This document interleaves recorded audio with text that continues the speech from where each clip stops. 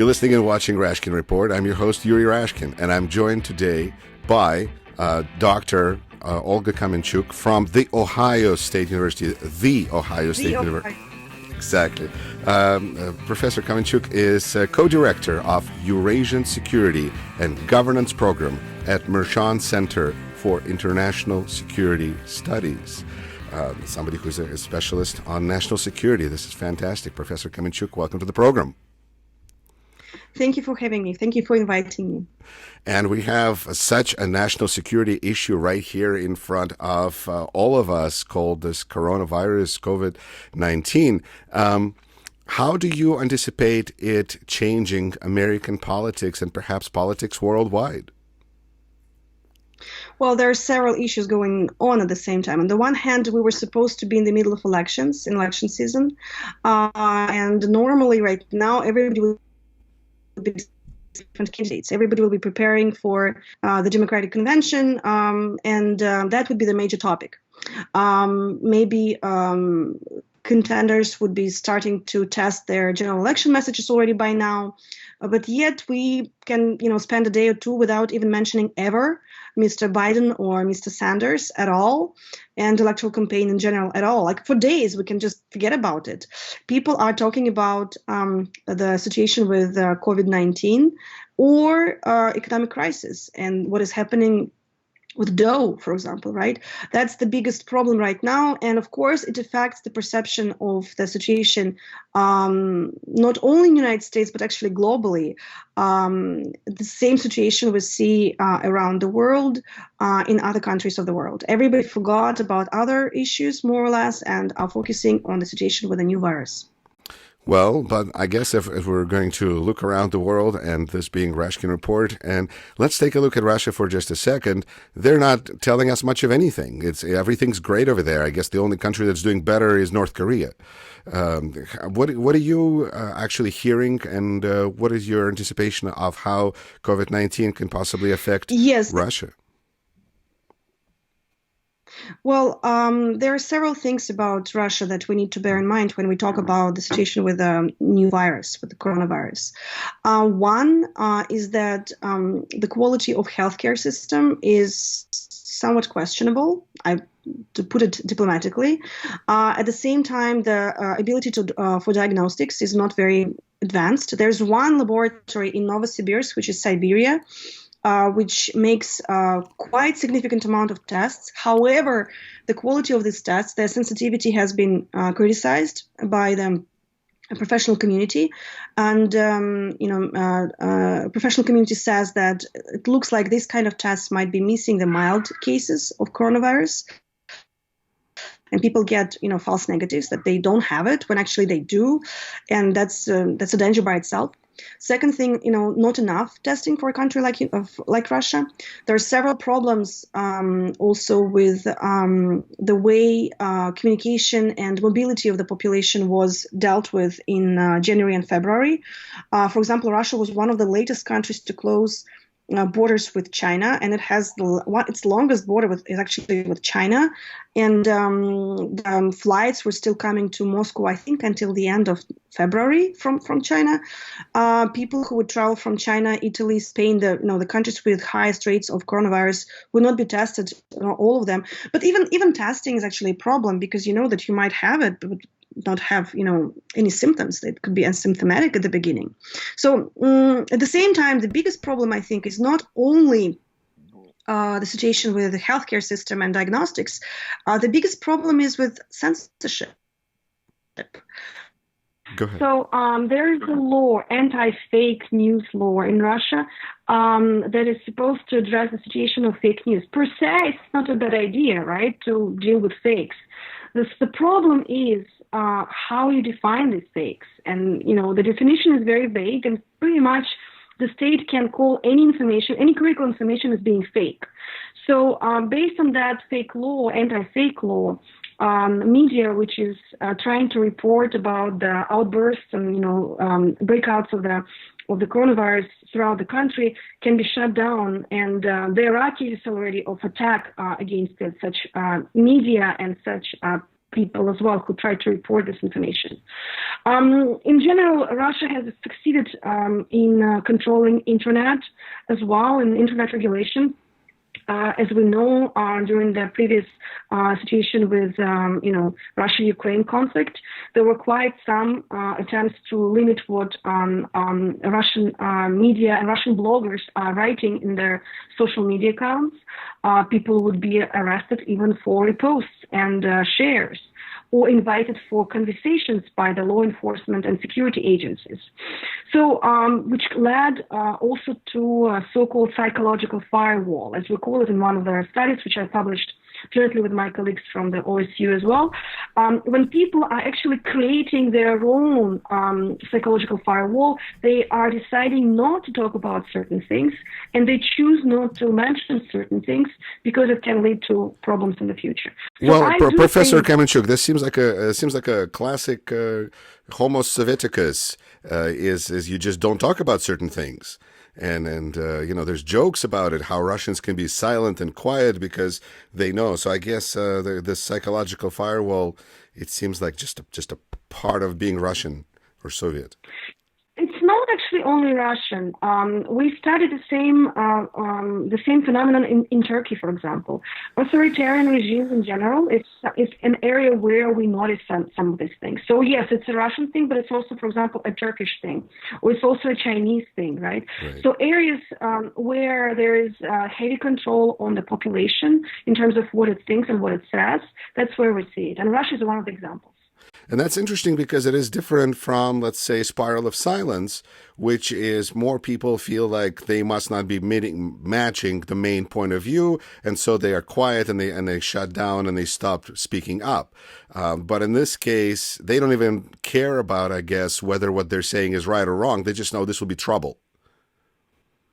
Well, these two approaches kind of go hand in hand. The spiral of silence deals with fear of isolation, for example, right? People might feel isolated. And by the way, speaking about social media, there were expectations that probably with the advancement of social media, people will not feel so much silenced or isolated, that there would be support. But actually, social media contributes to it because there are so many more attacks, and not necessarily by Russian trolls or bots, right? Those can be people who honestly exist. They're real people, human beings like you and me, and they would still try to shut you up. Like, for example, what's happening right now in Russia, given we talk about it. Attempts to spread the word about the threat of coronavirus often leads to accusations that you are being a propagandist or that you are sitting panic and so on. People don't want to hear about it. They often think that you are an enemy because you are spreading this information. Not the enemy. The enemies are not the ones who are actually hiding this information and who can contribute to higher loss of population due to this pandemic.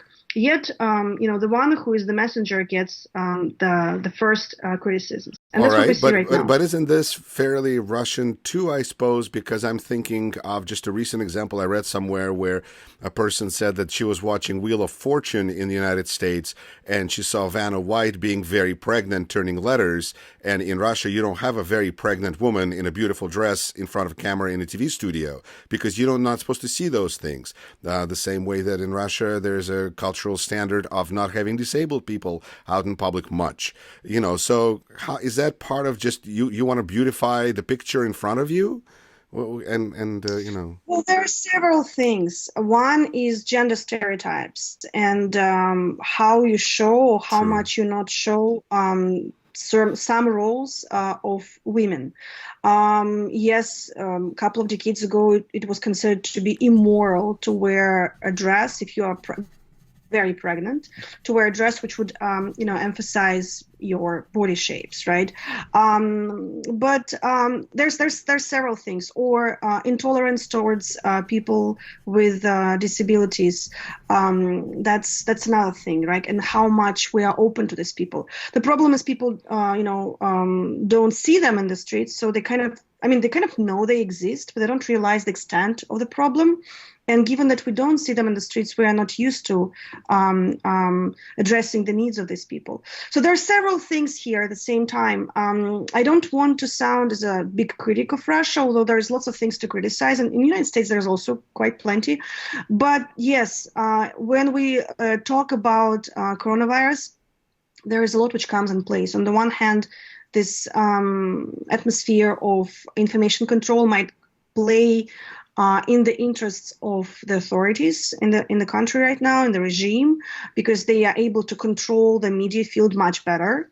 But on the other hand, it actually plays against it because people are not warned about what is going on, what is moving to. I mean, they might know what is happening in Italy, but they don't realize that actually that will be happening in Russia as well. Moreover, even when it will be happening, they will not see large parts of it and might deny it. Here we go about motivated reasoning again, or selective exposure. People will select what to expose themselves to. Like, for example, when we in 2014, when we discussed high inflation in Russia following the annexation of Crimea, right? Even the official inflation numbers, even the official data, right, would demonstrate that there is inflation. Yet people come to the stores, they shop, right? They buy, I don't know, milk and bread and whatever, butter. They know the prices change, but they would deny. No, and nothing changed. We're good with I don't know, Turkish tomatoes or whatever it was, Israeli apples versus, I don't know, Italian ones or Polish ones. Yeah, Polish apples. They would deny that it exists, even if this problem does exist. But that's the nature of the human being, stereotypical perception of the situation, and we're all prone to it, all of us, regardless whether we're conservative, liberal, and so on. I think it's very important to understand that we are, as I think Professor Harari says, that we are hackable, and that can be hacked on many different levels, and emotions are the very primary level on which we can be influenced. Professor Kamenchuk, I would feel that incomplete about this conversation if I didn't ask you about possible outcome. Let's say you have a case study of a country, let's say the biggest country in the world, but not the biggest population, that does almost nothing about COVID-19. And you're going to have certain consequences. What kind of consequences could there be to a country that doesn't really do anything other than tell people to stay at home?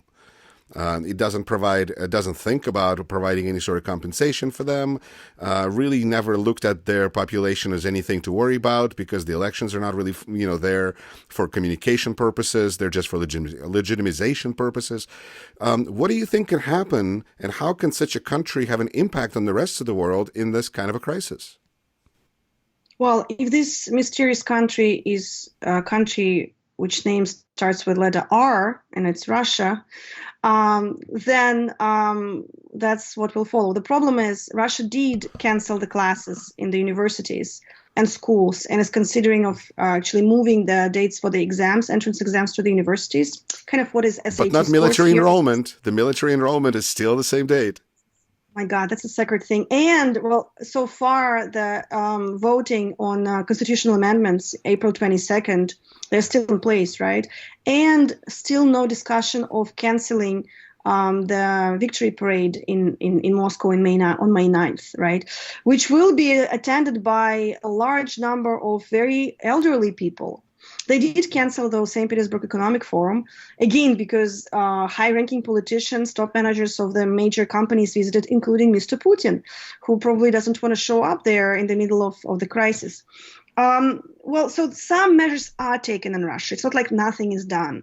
I'm sure also scientists are working hard on vaccine, and this group of scientists in Novosibirsk, one of the centers of Russian science, are working on the vaccine. They hope the vaccine will be ready by September, although what I hear from other researchers in UK and United States, it's unrealistic because you have to have enough clinical trials and so on.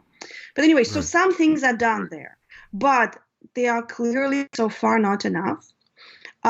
It's hard to predict whether Russians will change their attitude in the nearest future or not, because in fact, almost all nations, not all, but almost all nations dealt with this crisis the same way. They tried to deny it or they try to downplay it, or they wouldn't accept the severity of the threat.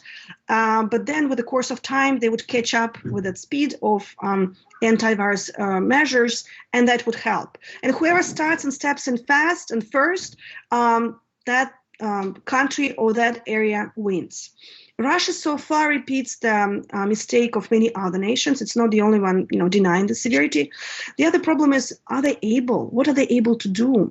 It's also about the population, whether people are willing to follow the orders and recommendations or not. Look at how differently Italians and French versus, Germans and Chinese deal with calls of the government to avoid public gatherings and to enforce social distancing. Germans seem to follow it. Chinese seemed to be very serious about it, whereas French and Italians, they had to have military on the streets to enforce it because they would ignore it. Same we're seeing right now in Turkey. But the Russian approach to me is but mothers will make more children.